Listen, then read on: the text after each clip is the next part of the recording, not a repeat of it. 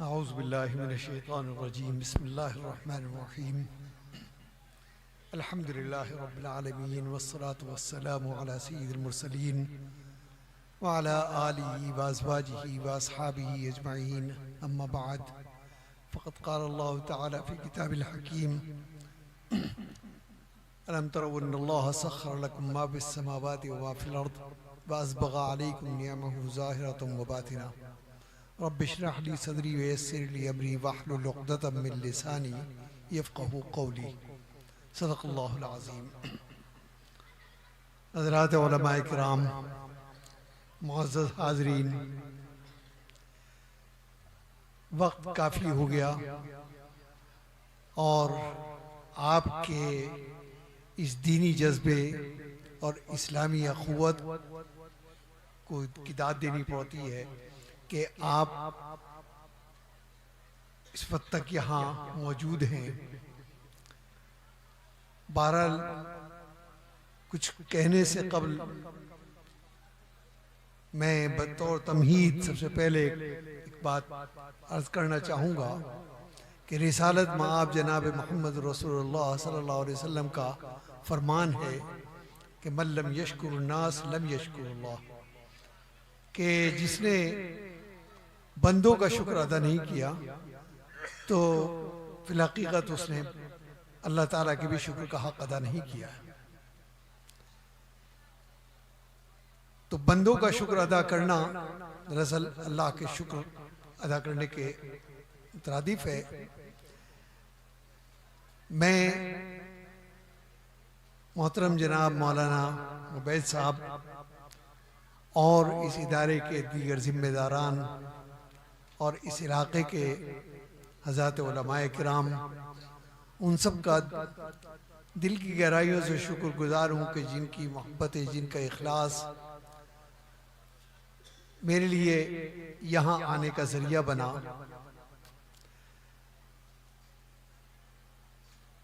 क्योंकि वक्त भी काफ़ी हो गया और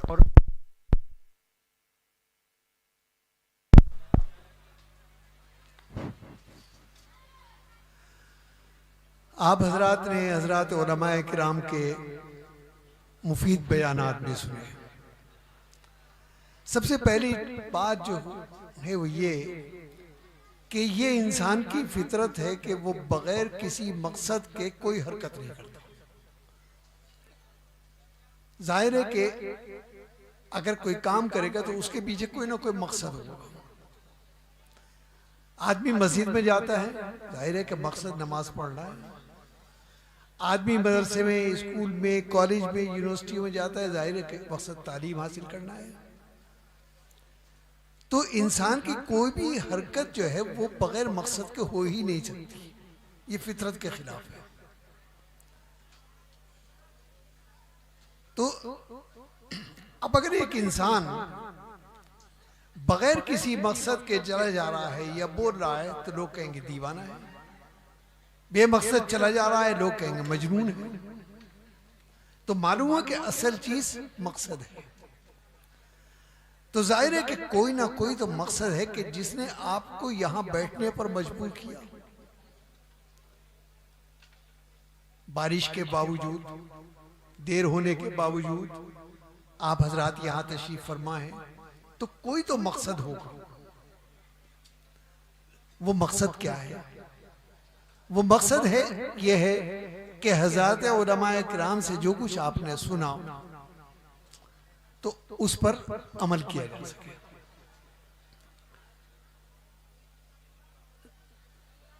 जनाब मोहम्मद रसूलुल्लाह सल्लल्लाहु अलैहि वसल्लम की खिदमत में एक अराबी, एक बदू हाजिर हुआ।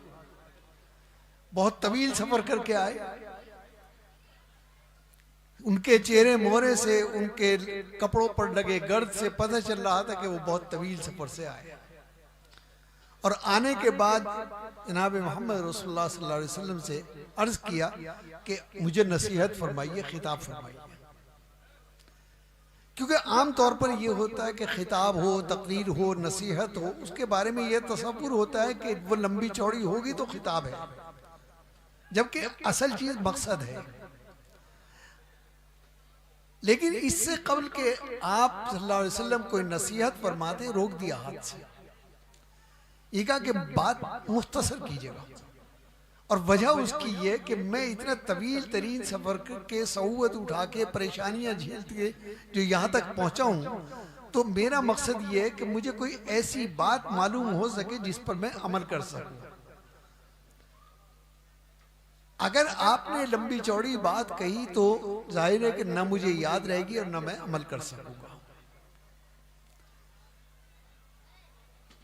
तो आपने फरमाया कि बैठ जाओ, और आपने 3 लफ्जों के अंदर एक वाज फरमाया, उसमें 1 मिनट के चंद सेकंड भी नहीं लगे, और फरमाया कि सल्लू सलातिल मुवद्दा, जिसका हासिल ये कि जब नमाज पढ़ो तो 1 मिनट के लिए यह तसव्वुर कर लो कि हो सकता है कि ये मेरी जिंदगी की आखिरी नमाज हो, क्योंकि इस दुनिया के अंदर बहुत लोग आए, अल्लाह के बागी भी आए, अल्लाह के इबादत गुजार बंदे भी आए, रिसालत की इत्तबा करने वाले भी आए, और नबूवत का इनकार करने वाले भी आए। लेकिन दुनिया के अंदर आदम अलैहिस्सलाम से लेकर आज तक कोई इंसान ऐसा नहीं आया कि जिसने मौत का इनकार कर दिया, क्योंकि एक ऐसी हकीकत है कि जिसको हर इंसान खुली आंखों देखता है। हजारों को हम अपने कांधों पर पहुंचा चुके, जिस तरह वो चले गए इस तरह हम भी चले जाएंगे, हमारे बड़े भी चले गए, हम भी चले गए, हमारे छोटे भी चले जाएंगे, एक हकीकत है। तो फरमाया कि जब तुम ये तसव्वुर करके नमाज पढ़ोगे को हो सकता है कि ये मेरी जिंदगी की आखिरी नमाज हो, तो जो खुशू और खुजू पैदा होगा, तो असल मकसूद और मतलूब वही है।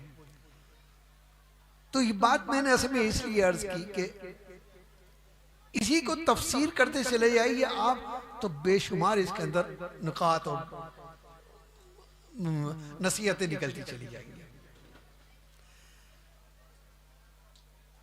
तो ये तो मैंने बात बतौर तमहीद अर्ज की। अब बतौर मकसद के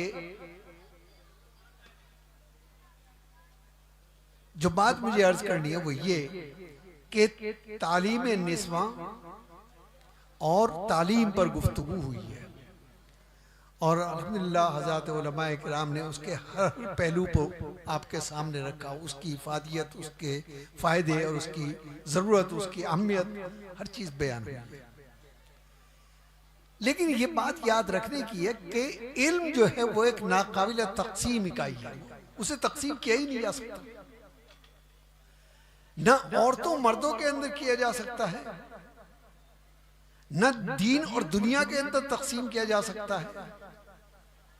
इल्म तो इल्म है।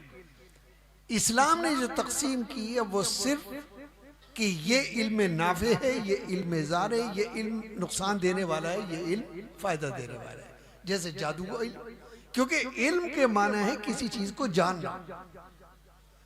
अब अगर कोई शख्स जादू कर रहा है तो उससे कोई मनफात नहीं है सिवाय नुकसान के, तो उसको हराम करार दिया, हालांकि है तो इल्म। क्योंकि अल्लाह ने औरतों को और मर्दों को उसी तरह से मुकर्रम बनाया कि जिस तरह से मर्दों को इसी तरह से औरतों को बनाया। फरमाया कि वलक़द कर्रमना बनी आदम व हमलनाहुम फिल बर्रि वल बहर व रज़क़नाहुम मिनत तय्यिबाति व फ़ज़्ज़लनाहुम अला कसीरिम मिम्मन ख़लक़ना तफ़सीरा, कि हमने इंसान को मुकर्रम, मोहतरम और मुअज़्ज़म बनाकर पेश भेजा है। उसमें औरतें भी दाखिल हैं, मर्द भी दाखिल हैं। सवाल पैदा हुआ कि इंसान जो इस कायनात के अंदर अशरफुल मखलूक़ात है, अफसरुल कायनात है, सबसे बढ़तर, सबसे आला, सबसे बेहतर मखलूक, सबसे शाहकार मखलूक है, तो इसकी फजीलत जो इसकी बड़ाई है उसकी वजह क्या है?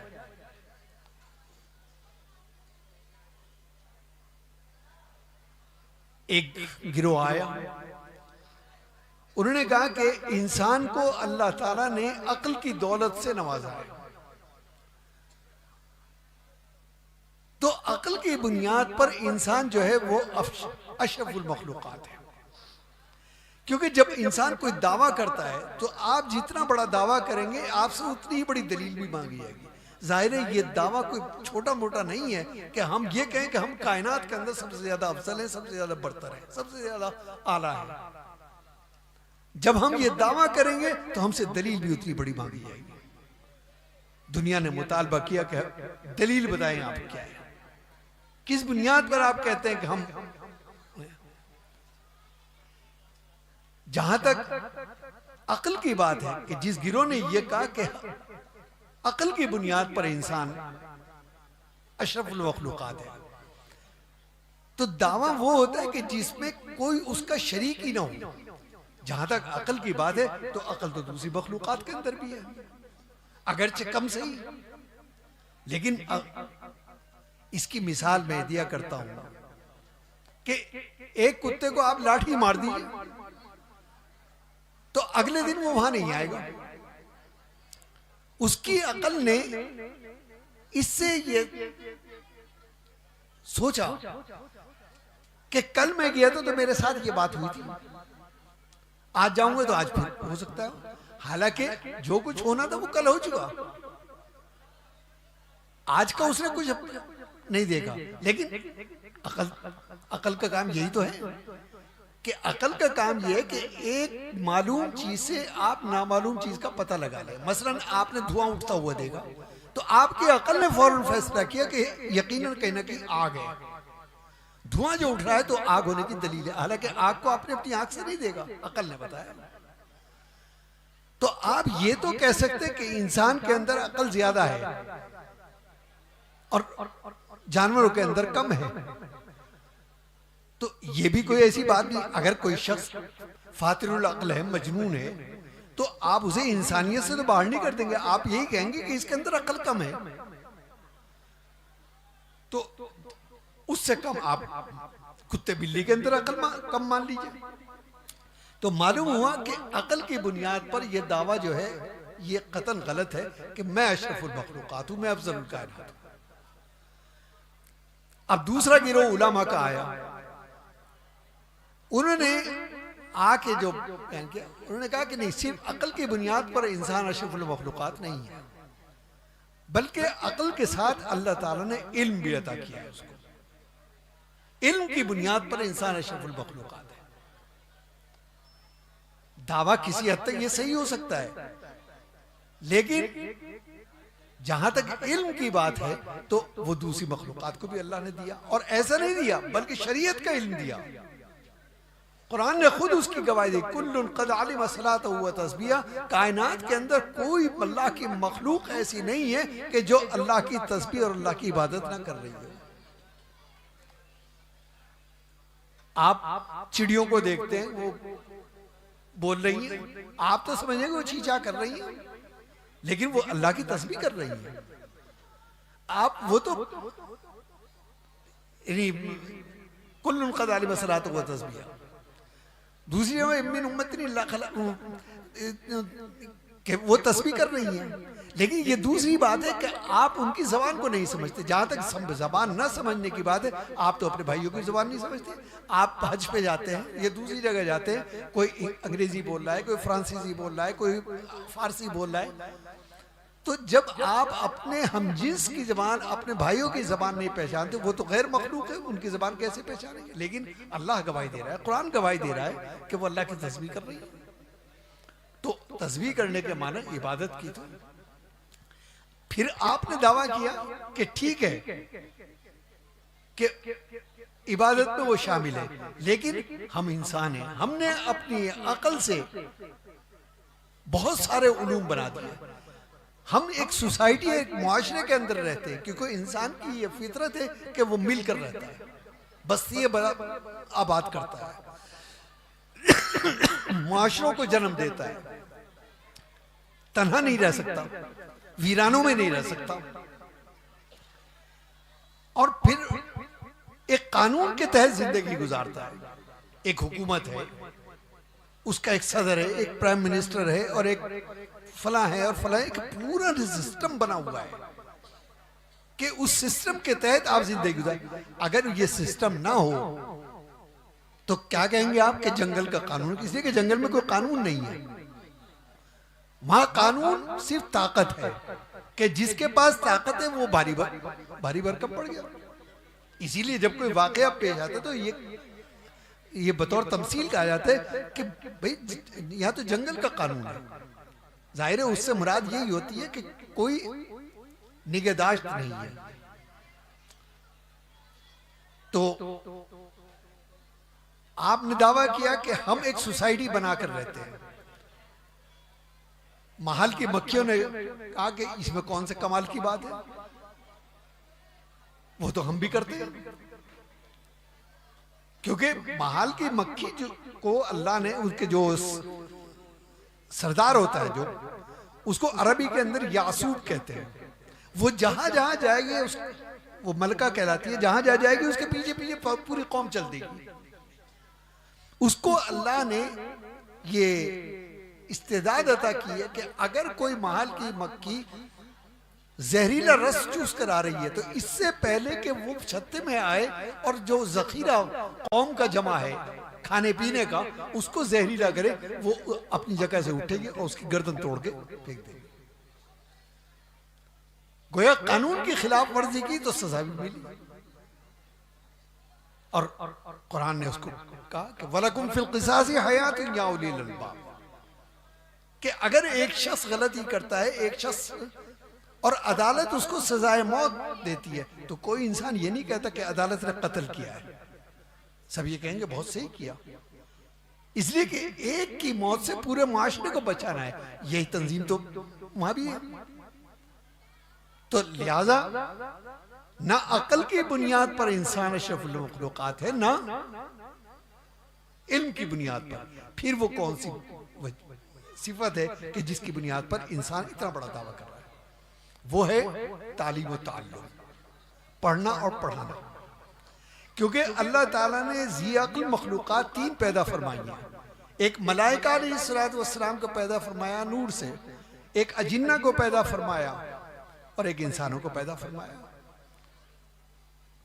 कि जहां जहां इंसान ने हुए या माशरल जिन्नि वल इंस, लेकिन मखलूकात की फितरतें अलग बनाई हैं। हमारी फितरत है कि हम मिलकर और तहजीब बनाकर जिंदा रह सकते हैं। अजिन्ना की फितरत यह है कि वो वीरानों के अंदर रहते हैं। मलाइका की फितरत ला यासून अल्लाह अमरहु व यफअलून मा युमरून, कि वो गुनाह जानते नहीं कि क्या चीज है। तो अलग अलग फितरत है। तो इल्म सबके पास है, लेकिन तालीम और ताल्लुम की बुनियाद वो है कि जो सिवाय इंसान के किसी के पास नहीं। हम उस बुनियाद पर दावा यह कर सकते हैं कि हमारे अलावा कोई दुनिया के अंदर अशरफुल मखलूकात नहीं है। न सिर्फ ये कि हम इल्म हासिल करते हैं, बल्कि उस इल्म की बुनियाद पर अपने बच्चों की और अपने अगली नस्ल की तरबियत भी करते हैं।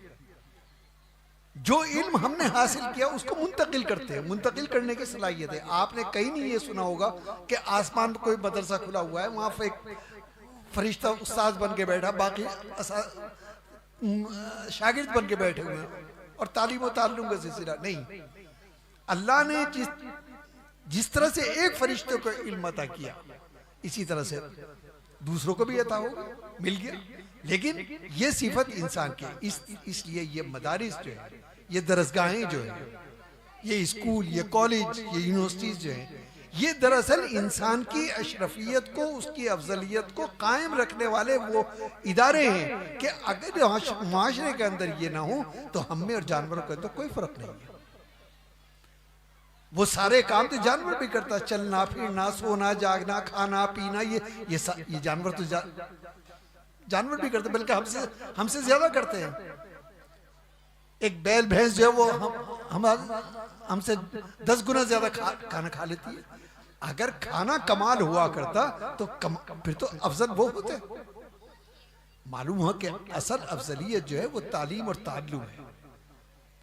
तो क्योंकि तालीम की बुनियाद पर और ताल्लुम की बुनियाद पर, पढ़ने के बुनियाद पर और पढ़ाने के बुनियाद पर इंसान अशरफुल मखलूकात है। तो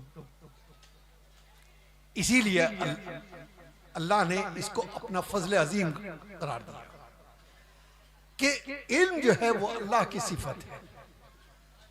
और अल्लाह की सिफत नाकाबिल तकसीम है कि उसको ये नहीं कह सकते ये जिस तरह से कौमें औरतों की गोदों में पलती है, वहां से पहला सबक हासिल करती है। तो लिहाजा जरूरत इस बात की है कि मुआशरे के अंदर हमें औरतों की तालीम पर और उनकी तरबियत पर कि जो वो अगली नस्लों की कर रही है, उसके लिए हमें सहूलतें फराहम करने की जरूरत है। जाहिर है कि तालीम की बुनियाद पर वो तरबियत सही कर सकेगी। अगर खुद तालीमी याफ्ता नहीं है तो वो अगली नस्ल की तरबियत कैसे करेगी? अपने इल्म को या अपने तजर्बात को या अपने ख्यालात को कैसे अगले अपनी औलाद के अंदर मुंतकिल करेगी?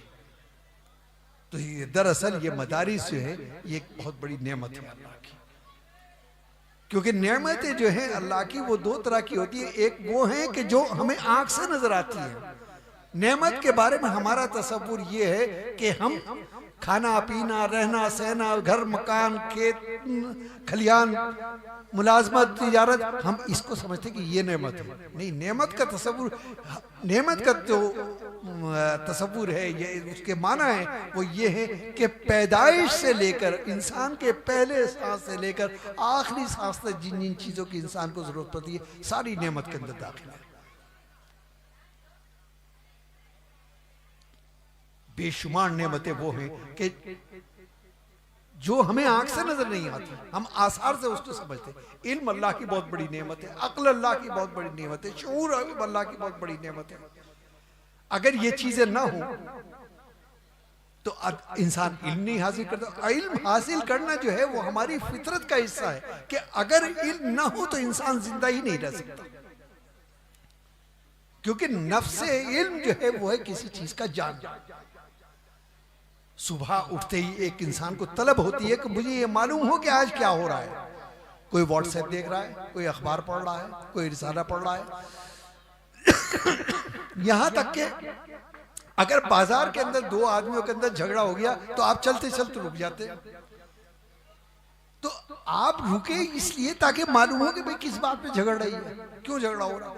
आप इसलिए नहीं रुके कि आप उस लड़ाई का हिस्सा बनने जा रहे हैं। तो ये इल्म की तलब ही तो है। तो एक इल्म नाफे है, एक इल्म गैर नाफे है। अब जाहिर है कि अगर दो आदमियों के अंदर झगड़ा हो रहा है और आपने उसको समझ भी लिया कि इस बुनियाद पर झगड़ा, तो इससे आपको क्या फायदा पहुंचा या लड़ने वालों को क्या फायदा पहुंचा? तो असल है इल्म नाफे जो मतलूब है। तो तालीम की तरफ तवज्जो देना, और ये मदारिस जो बहुत ही कसमा पुरसी के आलम में सिर्फ आपके ताउन से, आपकी तवज्जो से, आपके इनायात से ये खिदमत अंजाम दे रहे हैं, ये इसको सिवाय अल्लाह के फजल के और कुछ नहीं कर सकते। वरना आलम असबाब के अंदर देखा जाए तो इतने कम मादी सामान के अंदर मदारिस को चलाना, स्कूलों को चलाना, और फिर ये आपके लिए या माशरे के लिए वो अफराद पैदा कर रहे हैं कि जो आपके माशरे को संभाल सके, जो वो सालिहियत का दर्स दे सके। ये हमारी मसाजिद आबाद है तो इन मदारिस की वजह से, वरना सही बात तो यह है कि उन हालात को हमने देखा नहीं है। आज हम ये कहते हैं कि हम बहुत सख्त हालात से गुजर रहे हैं। सख्ती क्या होती है? हकीकत यह कि हमारे बड़े और हमारे बुजुर्ग देख कर चले गए। 1857 के हालात जिन तारीख के अंदर आपने पढ़े होंगे कि 50,000 उलमा को फांसी पर लटका दिया गया। कलकत्ता से लेकर पेशावर तक कोई दरख्त ऐसा नहीं था कि जिस पे लाशें नहीं लटक रही थी। लेकिन दीन को जिंदा रखा। हजरत मौलाना मोहम्मद याकूब साहब नानोतवी, जो हजरत मौलाना कासिम नानोतवी बानी दारुल देवबंद के हमजुल्फ भी हैं, चचेज़ाद भाई भी हैं, उस्तादजादे भी हैं, और दारुल देवबंद के सबसे पहले सदर मुदर्रिस भी हैं। उन पर जज्ब की कैफियत तारी होती है। उनके अपनी किताब मकतूबात याकूबी के अंदर लिखा है कि मौजूदा हालात ऐसे हो गए हैं कि ये मौजूदा उलमा कि जो इस वक्त हमें नजर आ रहे हैं, जब ये अपने वतन असली यानी जन्नत को सिधार जाएंगे तो शायद हमें ये कोई बताने वाला भी नहीं होगा कि वजू के अंदर वाजिबात कितने हैं, फराइज कितने हैं और सुनन कितने हैं। इन हालात के अंदर इन मदारिस का क़याम अमल में आया। आप तसव्वुर करें कि ये मदारिस कितनी बड़ी खिदमत अंजाम दे रहे हैं। ये छोटी छोटी जगहों पर बैठकर अजीम शान काम कर रहे हैं। इसलिए इन मदारिस का ताउन करना आपकी अखलाकी, दीनी और मजहबी जिम्मेदारी है। क्योंकि अगर ये मदारिस नहीं होंगे, अब आप ये समझिए कि देवबंद से अलीगढ़ कितनी दूर है, 200 किलोमीटर का फासला है। निजामुद्दीन से अलीगढ़ का फासला कितना है, शायद 150 किलोमीटर होगा। वहां का वाकया, यानी इतने मदारिस होने के बावजूद ये अभी चंद साल पहले तक का वाकया है। गोया मैं समझता हूं कि 70-75 बरस गुजरे होंगे कि एक बस्ती के अंदर जब कोई इंतकाल हो जाता था तो वहां कोई आलिम नहीं था, कोई बताने वाला नहीं था। तो इंतकाल होने के बाद सबसे पहले घर वाले ये काम करते थे कि किसी को मेन रोड पर दौड़ाते थे कि जाओ और जाकर वहां खड़े हो जाओ। बस के अंदर कोई भी मौलवी नजर आए, कोई भी दाढ़ी वाला नजर आए, उसे ले आओ ताकि वो नमाज पढ़ा दे। बाज दफा पूरे दिन और 2 दिन तक लाश घर के अंदर रखे रखा करती थी। और अगर इत्तफाकन कोई आदमी नहीं मिल सका नमाज पढ़ाने वाला, तो उसको बगैर नमाज पढ़ाए दफन कर दिया जाता। तो एक लकड़ी लगा दी जाती थी। लकड़ी की अलामत ये थी इसकी नमाज जनाजा नहीं पढ़ी गई। 5 दिन बाद, 10 दिन बाद अगर कोई इत्तफाकन कोई मौलवी साहब उधर से गुजर गए तो उसको उनको खुशामद करके लाते थे, नमाज पढ़ा दी जाए उसकी। तो ये देन किसकी है? ये तो बुनियादी जरूरत है हमारी। ये इन मदारिस की देन है, इस तालीम की देन है, इस तरबियत की देन है। तो बहरहाल अर्ज करने का मकसद ये कि तालीम को हम तकसीम नहीं कर सकते। मर्दों के फराइज अलग हैं, औरतों के फराइज अलग हैं। अल्लाह ने वो तकसीम की है। जब तक ये दोनों असनाफ कि औरत और मर्द मिलकर अपने बच्चों की तरबियत पर और अपने बच्चों की तालीम पर, अपनी बच्चियों की तालीम पर हम अपनी जहनी सलाहियतों को सर्व नहीं करेंगे, माशरे का सुधार नहीं हो सकता। माशरे के सुधार के लिए इन दोनों की यकसा मेहनत जरूरी है, और यकसा मेहनत के लिए दोनों का तालीमी याफ्ता होना भी जरूरी है। बहरहाल वक्त काफ़ी हो गया। मुझे मेरे बड़ों ने, मेरे बुजुर्गों ने हुक्म दिया कि मैं कुछ अर्ज़ करूं, इसलिए चंद बातें मैंने अर्ज़ कर दी। और जैसा कि मैंने शुरू में अर्ज़ किया कि असल मकसद जो है वो तूल तवील बात नहीं है। असल मकसद ये है कि इंसान क्या हासिल करके जा रहा है। आपने ये 3 घंटे, 4 घंटे, 5 घंटे से जो आप यहाँ बैठे, तो अगर आप यहाँ से कोई चीज़ लेके नहीं उठे तो ये कह जाएगा आमदम नशिस्तम बर्खास्तम, आए बैठे सुना और चले गए। यहां से पिंडाल से बाहर निकले तो आपको ये भी याद नहीं रहा कि मैंने क्या सुना था। इसलिए खलवत में सुनिए, जलवत में सुनिए और खलवत में जाके गौर कीजिए, और फिर गौर इस यकीन और अज़्म के साथ में कीजिए कि जो कुछ मैंने सुना है मैं उस पर अमल करूंगा। जब आप ये अज़्म लेकर चलेंगे तो इंशाअल्लाह अल्लाह की तरफ से तौफीक भी होगी, और अल्लाह से तौफीक तलब भी करते रहना चाहिए।